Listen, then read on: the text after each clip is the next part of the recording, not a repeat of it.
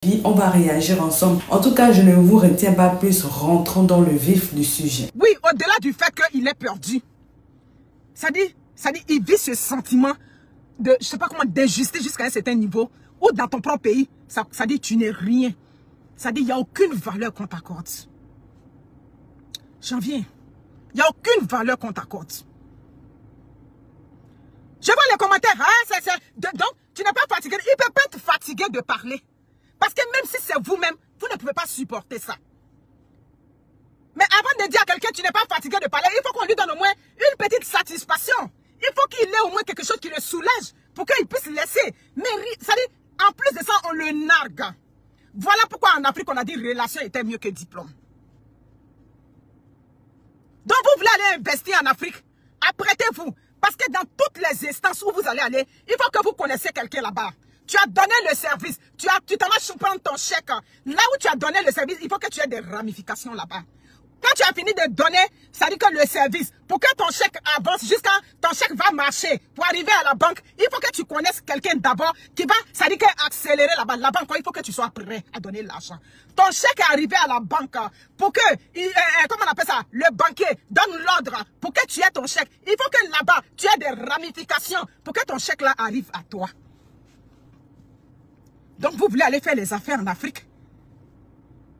Vous voulez aller faire les affaires en Afrique?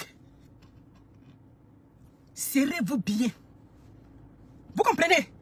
Serrez-vous bien. Tu as fini de donner ton service. Maintenant, pour que toi, tu reçoives ton chèque là, tu vas lire d'abord.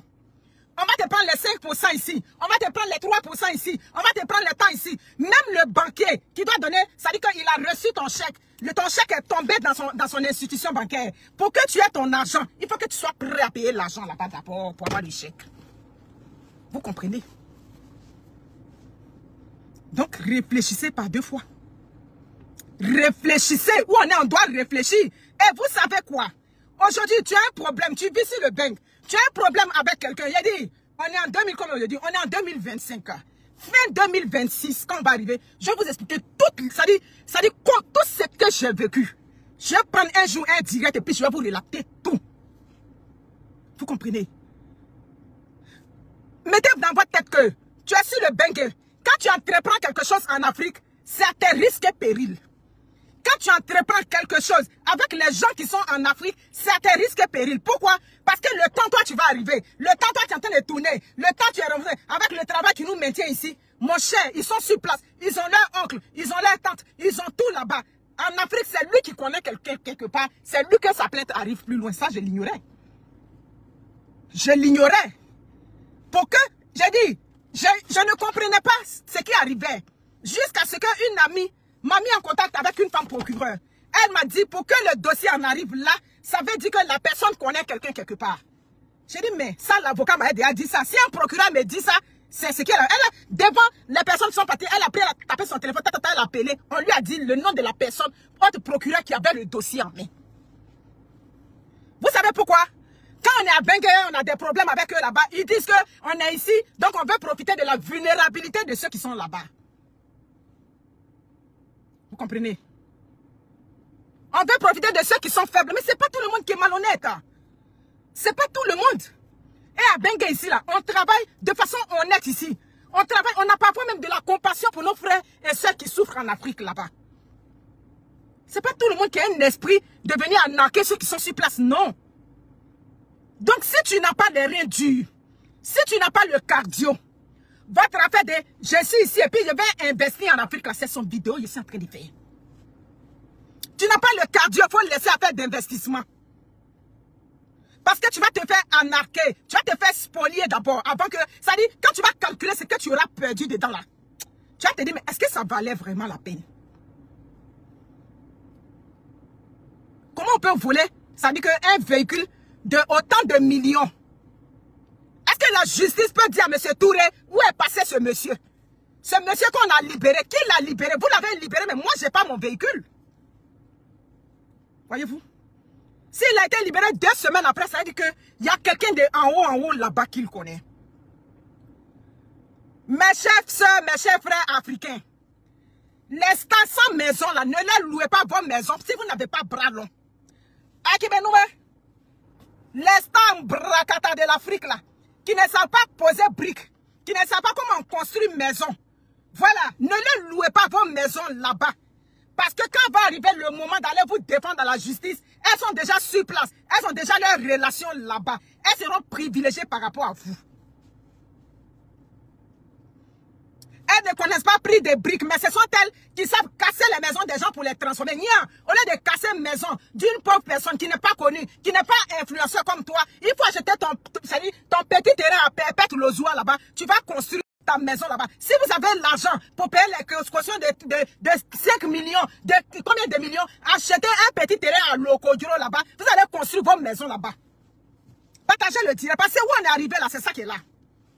Mais vous venez avec des contrats de bord, comment on appelle ça, résidentiel. Ça dit, je vais dire bail pour que les gens comprennent. Vous venez vous signer un bail résidentiel. Ça dit que vous devez loger dedans. Au Canada, quand on dit bail résidentiel, ça veut dire que tu ne dois faire aucune activité lucrative dans cette maison. C'est aussi clair que ça. Tu ne dois faire aucune activité lucrative. Ça veut dire que la maison où tu t'en vas prendre le bail résidentiel, tu ne dois même pas vendre chingom là-bas, ni torfille là-bas qui va te rapporter l'argent. Parce qu'à l'origine, c'était un bail résidentiel et non un bail commercial. Monsieur Kome Bakari, merci beaucoup La Roche-Freddy. Si Kome Bakari est dehors aujourd'hui, c'est parce que Kome Bakari connaît des gens là-bas. Donc si tu as décidé, tu as eu ton argent ici à Bengue, et puis tu dis que tu t'en vas faire les business à Abidjan, il faut t'apprêter. D'abord, ça dit sortir de l'argent pour donner aux gens, pour créer tes relations. Les relations à Abidjan, ça se paye là-bas. Vous comprenez? Ça se paye. Il faut que tu achètes les relations avec les gens. Je vais vous donner un exemple. Vous savez, j'ai une de mes prestigieuses filles à Abidjan, une de mes bonnes petites. Abidjan, quand je partais très souvent à Abidjan, qui m'a mis en contact avec son gars. Je ne l'avais pas encore vu, elle me parlait de lui au téléphone, on a causé plusieurs fois tout et tout. Et quand j'arrive à Abidjan, ma petite, elle était en voyage à Paris, mais lui, il était là. J'ai appelé ma petite, je lui ai dit, ah, je suis arrivé à Abidjan tout et tout, mais tu n'es pas là. Elle dit, Mamoun, c'est pas grave, je vais voir mon chéri, il va te recevoir. Le jour que le gars me recevait, on avait ça dit que 3 personnes dans notre cercle où il m'avait reçu. 3 personnes qui font partie de la justice de Côte d'Ivoire.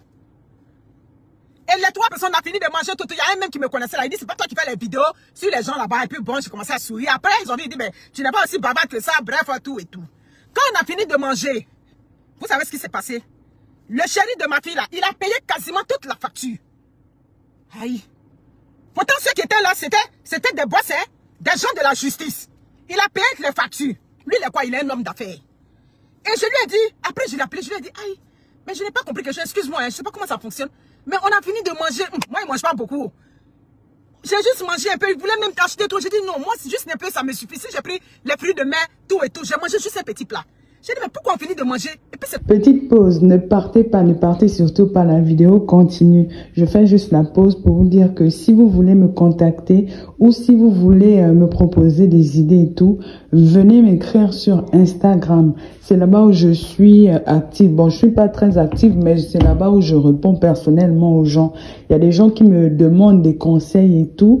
Donc, venez m'écrire sur Instagram. Mon nom, c'est Chanel A sur Instagram. Là-bas, vous pouvez me poser toutes les questions que vous voulez. Si vous voulez aussi, si vous avez besoin d'aide, des conseils, voilà, pour ceux qui veulent, par exemple, se lancer sur YouTube, parce que je vois beaucoup de personnes qui m'écrivent comme ça. C'est là-bas où je réponds personnellement aux gens. Donc, écrivez-moi sur Instagram. Voilà, continuons la vidéo. Toi, tu as quasiment payé toute la facture. Il m'a dit, ah, ma belle-mère, c'est quoi il m'appelle? Il dit, ma belle-mère, ici à Abidjan, c'est ça. Ils sont bien, c'est-à-dire, ils ont leur titre, ils ont leur grade. Pour rentrer dans leur circuit, tu sors avec eux, ils ne sortent pas l'argent. J'ai dit, mais c'est honteux. Des pères de famille, des responsables. Ils sortent avec toi parce que tu es un homme d'affaires, tes affaires prospèrent.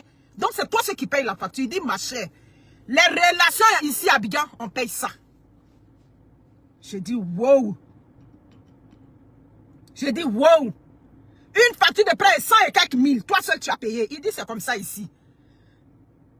C'est comme ça que ça se passe. Pour que demain, là, quand tu as un problème, au moins tu peux les aborder, tout et tout. C'est vraiment, mais je lui ai dit, c'est vraiment pitoyable. Mais quand je suis reparti pour la deuxième fois qu'on s'est vu avec ma fille, il m'a dit, vers la fin, il a trouvé que ça ne valait pas la peine. Il a préféré couper avec ses relations. Il a compris que ce sont des gens, ils ont des postes de responsabilité, mais tu marches avec eux. Étant donné qu'eux, ils sont des juges, ils sont des quoi, ils sont des gradés, ils se disent que c'est à toi de payer tout le temps. Donc, vers la fin, j'ai coupé. Pour vous dire quoi?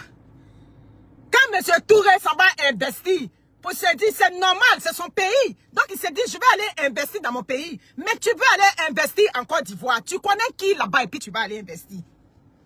Tu veux aller investir là-bas. C'est qui, en cas de cas, qui tu peux toucher pour que tes affaires se décantent là-bas. Voici des questions existentielles. Que tout Benguis qui veut aller investir, ça dit qu'en Afrique, il doit méditer là-dessus.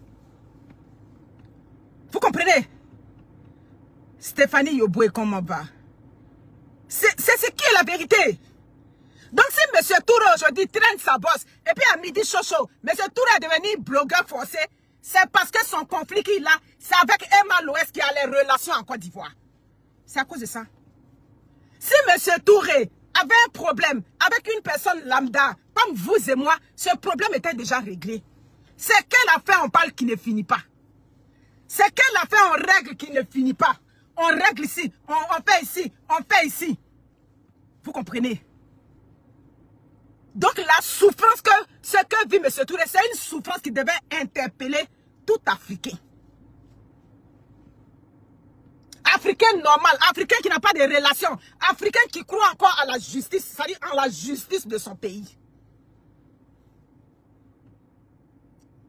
Vous comprenez? Merci beaucoup Nicole Kondolo. C'est le même cas avec Chacha la bourgeoise. C'est le même cas. La justice a donné sa décision. Mais lui qui a fait le préjudice aujourd'hui à Chacha la bourgeoise, il circule librement à Abidjan.